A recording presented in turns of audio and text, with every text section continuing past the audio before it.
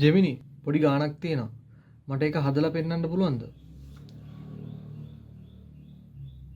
ඇත්තම පුළුවන්. මොකද්ද ගාන? මට කියලා දෙන්න මම උදව් කරන්න. හරි අහගන්න නම්. හරි මම සූදානම්. කියන්න.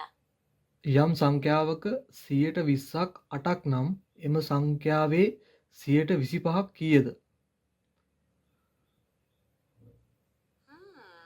මේක හරි සරලයි. මුලින්ම අපි මේ සංඛ්‍යාව හොයාගමු. යම් සංඛ්‍යාවක 120ක් කියන්නේ ඒ සංඛ්‍යාව 40යි. දැන් 40න් 25ක් කියන්නේ කීයද? ඒක 10යි. උත්තරේ 10යි. ඒක හදපු විදිය පොඩ්ඩක් මට පැහැදිලි කරනවද?